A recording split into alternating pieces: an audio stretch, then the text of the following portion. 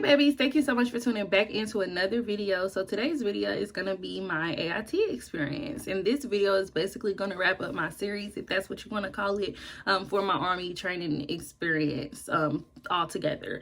So AIT is advanced individual training, and so in this video I'm just going to give you my experience and things you can expect when going to AIT at Fort Lee, Virginia. So without further ado, let's go ahead and get into the video. This is the peace that you cannot buy. Send me love that you cannot mix. One is the joy that you cannot waste, and the other one. So when it comes to AIT, that is where you are going to go to finish your training off for the Army, for whatever job that you've chosen before you went off to basic training. For me, it was a 91 Delta, which is a generator mechanic. And as I stated before, I went to Fort Lee to finish off this training. My training was 10 weeks. Everybody's training may differ depending on your job, but my training specifically was 10 weeks. Now, AIT at Fort Lee is broken off into two different sections. So you have quartermaster on one side and ordnance on the other side. Basically, you're divided there based on your job type. So on ordnance side, which is where I was a lot of the mechanics. So that's where we had the 91 Deltas and the HVACs, which they did like air and stuff like that. Then on the quartermaster side, I had a lot of friends there, and those were things like the 92 Yankees, which is a supply specialist that were on the quartermaster side. Now, even though we're at the same base, we had totally different rules. I can't tell you a lot about the quartermaster side because I wasn't on it, but from what my friends were telling me, they were a lot more strict than versus the experience that I had on the ordnance side.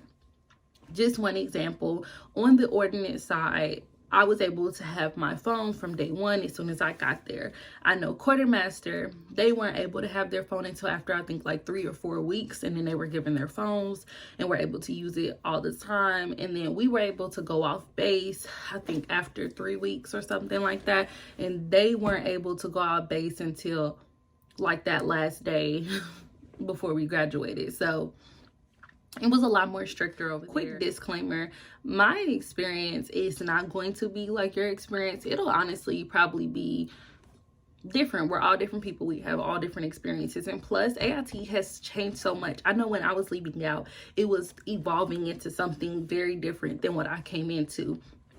So just listen to this video with that open mind and take everything as a grain of salt. I think that's the saying. Yeah, take it with a grain of salt and understand that this is not going to tell you step by step, detail by detail how your experience will be. I'll start with me arriving to AIT.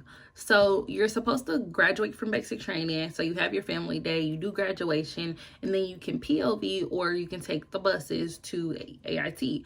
I PLV because my family came to Columbia, which is where Fort Jackson is.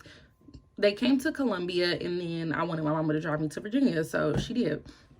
So she drove me to Virginia. Now, I got there late because I didn't know we were supposed to like go straight there. So I went to my family's house here in Columbia, and I stayed the night. And then I realized I was supposed to be at AIT the next day. And so I had told my mom, I was like, girl, I'm supposed to be at AIT. And so I had ended up telling them like, I'm gonna be late. I explained some situation, whatever. So I ended up coming that next day at night. I think I got there about 10, 11 at night. So we get to Virginia. I pull in my mom. I say bye to my mom. I grab my bags out the car because I just had those big old green duffel bags that you'll leave basic training with. So I grabbed my bags, and then I went to the like main office area ish on the base, and I was like, hey, I graduated basic training 2 days ago or something, and I'm just getting here. So the lady, she kind of greeted me, and she took me to where I was going to be staying at. So she took us to the barracks, or took me to the barracks, and it was 3 beds in there, but it was only one other person. My roommate that I was going to be rooming with, she was asleep. And then eventually I did get another roommate, but she came, I think, that next day. So it was just me and my roommate that was asleep at the time. So I didn't get to meet her until the next day. But I just came in, kind of put my stuff in the closet. And then I went to sleep. So the next day I got up and one of the sergeants came by, kind of told us the rulings and things like that. And we had formation and we kind of just did a whole bunch of little random things in process. We went and got shots, all of those random little things that you do. So we went through that whole getting in process. And then at that point we started our actual AIT. I'll go ahead and let you guys know my schedule of what my normal day at AIT consisted of. Now everything is not 100% like as far as the times goes, but for the most part I remember all of it. So basically I would get up about 5 something like that, 5ish every morning and get ready because we had PT at 6. So we started PT at 6 and then we would rotate our PT days. So one day would be a running day. The next day would be like a muscle day. And then we would rotate that all week. So we would go out to the drill pad outside and kind of just do PT from 6 to 6:30, sometimes 6:45. After PT, we were given personal time to go back to our rooms and get dressed. Now the rooms were pretty nice. So it was 3 beds. We each had 3 closets. So we each had our own closet and then we had a bathroom. So yeah, of course we're sharing our bathroom, but it's only 3 of us. So, you know, it wasn't bad at all. We had our own shower, we had our own sink, everything. So that wasn't bad at all. So we would go back after PT and shower and get dressed and get ready for the day. And then we would all meet back up on the drill pad, have formation. From formation, we would walk over to the chow hall to do breakfast. So I want to say this was probably about 7:30 that we did breakfast. And then from there, we would form back up and get ready to walk to the school. So from the chow hall was probably like a mile away. So not too bad, but whatever.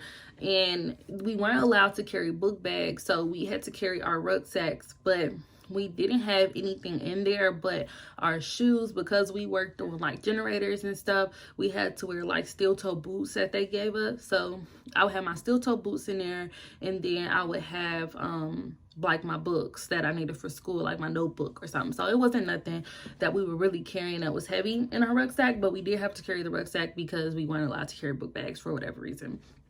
So we would get to the schoolhouse, do formation, get dismissed, and go to classes. The classes was kind of like a normal school day back in high school, honestly. You would have your classes throughout the day, maybe like an hour long, and then we had like 3 15-minute breaks throughout the day. In the break time, we could kind of just sit, and it wouldn't just be our class on break, it would be like other classes too. So we sit, talk to our friends, and we would go back to class. So most of the time we spent half the classroom day in the classroom, and then we spent the other half doing like hands-on learning. So it wasn't bad at all. It was honestly really chill. Like, it wasn't bad at all. And then school would dismiss at like 5, so we would form up around 5 o'clock. So sometimes we would walk back to the chow hall from school to eat dinner, and then as we got later on until the actual training experience, they would just allow us to go back to the barracks if we didn't want to eat chow. So once you go back to your barracks and you're in your room, you're able to have your phone. You weren't able to have your phone all day throughout the school day. So from 8 to 5, you can't have your phone. You can have it before then. Like I said, we got our phones right away. So of course you'll have your phone before you go to school and everything like that, but you can't take it with you to school. So you'll have to leave it back in the barracks, in your room. And then once you get back from eating and from school, it's your personal time. At that point, your personal time is a lot more lenient than the personal time that I referred to back in basic training. Number one, because you have a lot more things that you can do. Of course, the fact that you have your phone gives you tons of shit that you could do that you couldn't did in basic training. But past that, it was like a small PX that was kind of like gas station vibes. Probably like right across the street from our dorms. So I'm talking about dorms, right across the street from our barracks. So we could go over there, grab something to drink. I mean, they had everything. They had soda, candy, chips. I mean, they had everything. It was like going back to the normal world. So you could go over there to that little small PX, grab what you need. At this point, you have your debit card and everything back, so you have access to all of your money. So you could go back over there and get everything you need. It would be food trucks outside, and they would have like chicken and tacos and all types of stuff. Our sergeants let us order food from the nearby restaurants and stuff. So we had Chinese food, we had pizza. It was all types of stuff that you could do. So you didn't have to eat the chow food. You could order your own food if you wanted to. You can go from the food trucks. You can get something to warm up out the PX. Like, we had so many options that we were allowed to do.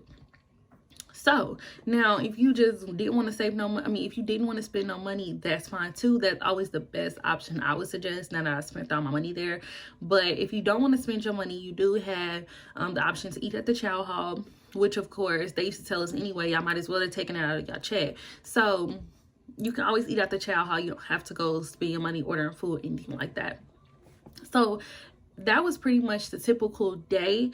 And after that, you can kind of sit in your room. I mean, people went all out, honey. Like, once we were in the AIT, I always say, like, my first thought when I came to AIT was like, this is like basic training gone wild. You go from being in an environment that's so strict, going back to like dang near regular. It was just like amazing to me. Like, I was so surprised. Like, you had on your personal time, you were basically regular again. Like, the sergeants went about their business. Of course, it wasn't no like, oh, it's a boy around here, so I'm gonna go up to his room, or nothing crazy like that. But I mean, like, you could have your TV, like you could have your parents send you your game, or if you had your pass already to go off base, you could go buy a TV, buy a game, and you can take that all in your room. So you can have your room set up like a little dorm room, like in college, which is why I call it a dorm, because that's what it reminds me of. You could have your little room set up as comfortable as you want. So in your personal time, you could play your games, watch TV if you had it, watch your laptop if you had it. We had a field outside. Boys would play football. It was smoke pits. So those people who do smoke, like cigarettes and stuff like that, black and milds, things like that, they're able to go and smoke at the smoke pits, and then they sell cigarettes and things like that at the PX right across the street. So it was like you had all of those privileges that you didn't previously had come back to you. So from about 5 to 9, you were able to do all of that. And then 9 o'clock, we had to do, we had to stand at our doorway and do the little head count, and then we would be lights out. So that was pretty much a typical day at basic training for most of the time there. From 8 to 5 was school, and then from 5 to, let's say, 9, you either had dinner and then you personal time, or you just took it all personal time. Now, that kind of wraps up the schedule again. Then we'll go into talking about the phases of basic training. So we have phases where we had phase 1 and phase 2. Phase 1, we could not go off of base. So even though we had the PX, we could not go off of base. We had to just stay on the on-base PX, and that was kind of that. We couldn't wear civilian clothes. Well, that was really it. We just couldn't wear civilian clothes, and we couldn't go off base. So that was phase 1. Phase 2, we were allowed to go off base, and we were allowed to go to the bigger PX that was off base as well, and wear civilian clothes when we wanted to go out. So that was pretty cool. So phase 1, I think, lasted about 2 weeks, 2-3 weeks, and then we took a test, which was basically just like some Army questions and Army ranks, and then we had to remember the ordnance pledge, and then they had to inspect our dress blues, which is your uniform that you put on when you graduate. So they inspected our dress blues to make sure that it was up to par. If you passed all of those 3 things, you were able to go into what they call blue phase, which was phase 2. You were able to get your off-base pass and be able to wear your civilians on the weekends and things like that. Now, that is when it really got fun, because once we got that off-base pass, honey, this is before it got super strict, because as I was leaving out, AIT was getting stricter. So just keep that in mind. But basically, when we got that off-base pass, honey, we would be able to leave on the weekend. We had to have a battle buddy. Then it became 2 battle buddies, but whatever. I rounded up my little 2 friends and we was going to the mall. I mean, we was everywhere. Off the base and pretty much do anything. We just had to be back by a certain time and you had to stay with your battle buddies. Like I remember me and my friends, we went go-karting, we went and played mini golf. It was like this like arcade thing that's about 5 minutes away. So we went and did all of that. And then when it comes to AIT, we had a lounge room which had a TV and I think it had like a game thing, and just some little couches and a vending machine where we can kind of just go in here and hang out during that personal time again. So that was really cool. As far as like washing your clothes, we had a room that was just nothing but washers and dryers, so you were able to wash your clothes. Again, that's something you would handle on your personal time or on the weekends, because the weekends we didn't do school, of course. So on the weekends you were able to do what you needed to do, and then if you wanted to go off base at a certain time, if we had a time, then they would tell us. If not, then you would go sign out and go off base. But yeah, that pretty much wraps up my AIT experience. I know it wasn't a lot, but y'all, wasn't a lot to me. It was literally just like fun. Besides school, it was fun. I had a blast in AIT. I had a blast in AIT. So I'm sorry I couldn't be like more informative or tell y'all like, oh, they're gonna be strict, because they wasn't to me. So I can't really tell you. But what I can tell you is, like I said, it did start to change as I was leaving out, because as I was leaving out, like maybe that last 2 weeks, we started to get drill sergeants to our AIT. And prior to the whole 8 weeks before, we didn't have drill sergeants. So in those 2 weeks where we were like leaving out, the drill sergeants were coming in and they were a little strict, but girl, I was leaving right on out, so I didn't even see none of that. But regardless, I hope you guys enjoyed the video, and be sure to check out my other 2 videos if you haven't seen them. I made a basic training experience at Fort Jackson, and then I made a tips for basic training video. So please go check those out. Thank you guys so much for watching. Thank you for subscribing, and be on the lookout for more videos. So I do go to drill, so I'll go ahead and vlog the drill for you guys. So stay tuned for that, because I go to drill this weekend. So I probably can get that video out to you guys next week. So just stay tuned for that if you want to see what drill is, and what it's like for a National Guard in the Army, at least for myself.